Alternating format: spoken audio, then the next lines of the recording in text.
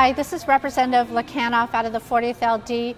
I want to welcome my wonderful friend Penny. The Hillaire family is historical within the Lummi Nation, but it also, the work that they've done within the community stands strong not only here in Lummi, but across Washington State and also through the nation and internationally. The Hillaire family is strong within the Coast Salish Nation, which stretches across borders.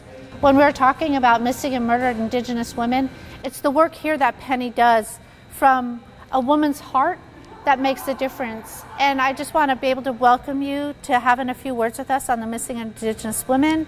Maybe you can share a few words and introduce yourself. Okay, my name is Penny Hillaire. I am, my Indian name, my traditional name is Klatisawat, which is the caretaker of the children. And so how I weave that in, my whole career has been working with kids. I was a mental health counselor, youth rec director, youth council director. So my whole life revolved around children. And so when I was offered this job, it was unfamiliar to me.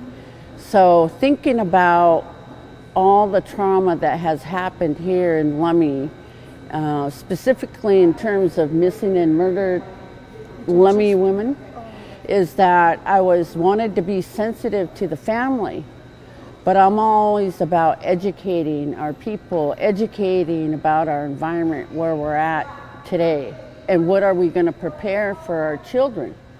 And so we had a shawl ceremony here, and it was, you know, I was looking at people's body language because we never talked about it. Yes. You know, we never, you know, we think about the family when we see the brother or when the parents were alive, when one of the women was murdered, and always wondering how they dealt with it.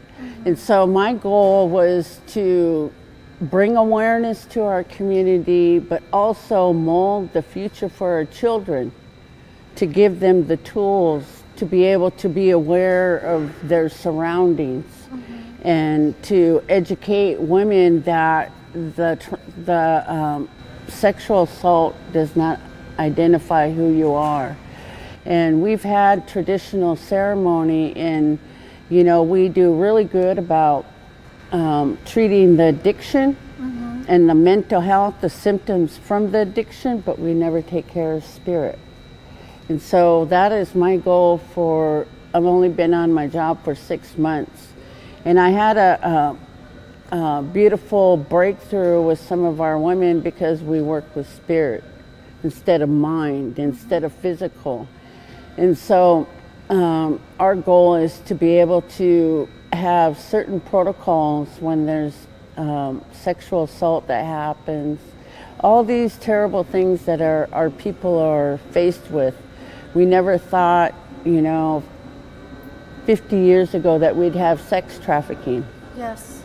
And so it's just very traumatizing not knowing any of my family's involved, but that this is where we're at today.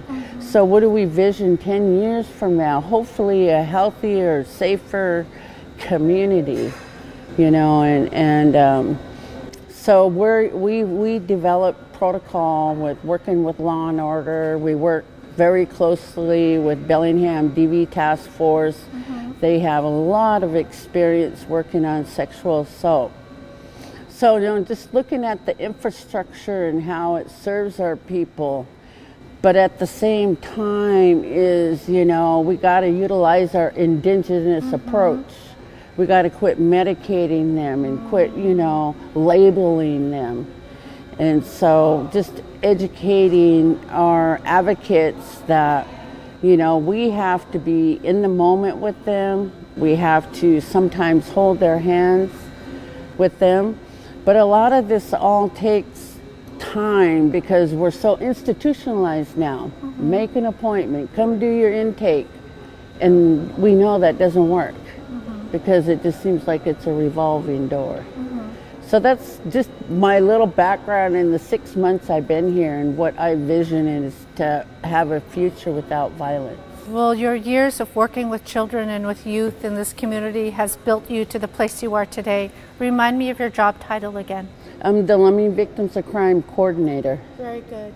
You know, we had several bills passed during the state legislature. One was by Representative Orwell, and what it did is it addressed the backlog of rape kits, and we hope to also integrate that and bring that program into our communities, into our tribal communities, and create that relationship of helping address that.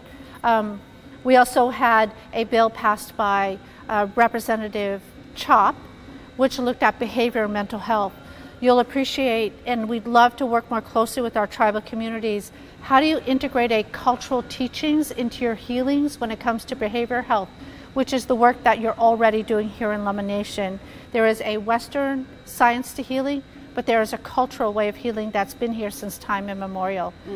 So as we work forward, Penny, we'd love to be able to hear about, from Lummi Nation and from all of our tribes across Washington State, how can we do better as Washington State Legislature to integrate and remove barriers to heal together? I got one. I'm ready. I got one. I'm ready. You know, we're a self-governance tribe, and we have a lot of need here in terms of, you know, the depletion of fishing, the uprise in opiates and heroin and meth and all that, and we're dealing with this monster. And so for me, as the manager of victims of crime, it's really difficult when I'm sitting 8 hours behind the desk writing a 68-page report for $100,000. And then I got to see if our women fit in that criteria. You know, it has to be more culturally sensitive. I'm not saying there has to be accountability, there has to be outcomes, there has to be goals, but not 68 pages. You know, and so I spend a lot of time, and I'm not a desk person, never been a desk person, but I'm also a MSW, so I know, you know, deadlines, right? Yes. And so I was trying to get ahead of the game, and I'd rather be doing groups with women. Yes. I'd rather be trying to pull them in so they have a sense of belonging. I would rather, you know, have one-on-ones with them. How's your family? How's your kids? How's, you know, when are you going to get into housing? You know, and you know, have that conversation of hope. But I can't when they have so many long reports, and it drives me insane. We will work better then on removing barriers and creating more efficient ways using today's technology, using today's accountability tools to address that, because it does. It's better for you to be at the table with the women and the children of victims than with a pencil in your hand writing on a piece of paper. Happy to address that. It's just like, anyways, I got one of them. It was a 32-page, so I'm working on a 68-page report. And I'm at page 48. Oh my goodness. And so when advocates are coming in, I have this elder, and I'm not in presence when I'm so inundated with reports, and you know, I can do them. It just takes a lot of my time, where we could be doing more outreach, we can do more development, we can, you know, really roll up our sleeves and write a strong code and policies so that, you know, right now I'm thinking of all these people coming, and so I'm very aware. I have experience. What is he doing here? Why is, you know certain characteristics that might be prying on our young women. And so I'm always aware, so I'm talking, they better have security, and they say, oh yeah, we have 100, and I go, okay. But we have a 24/7 hotline, and our advocates are always responding, like going to the hospital or going to the home and so forth. And so we're on call through the whole journey. You know, Auntie, in closing, I just want to thank you. I come from a small Native community, and I come from a family of victims. In my community, if I were to sit with 5 girls that were my age, all 5 would have walked in my pathway of being a victim. Our aunties tried to take care of us as best as we could. Today's technology, today's teachings, the governance structure of what we have today, and the love that you have makes me know that there's going to be young women that will be taken care of, that they can go to an auntie, and there's programs and there's fundings and there's partnerships that'll help protect us. Gunesh Chish from my home community, Gunesh Chish from my heart. The work that you do is heartfelt and meaningful. From Lummi Nation, every voice matters.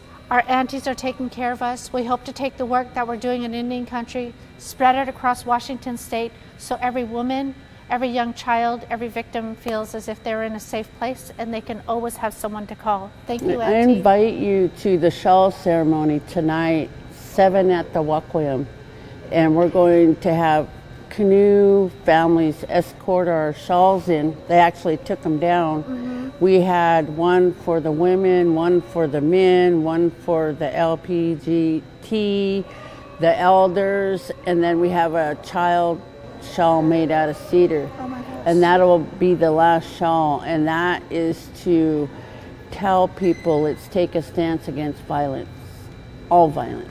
Thank you. From the mighty Lummi Nation, thank you, Auntie. Thank you.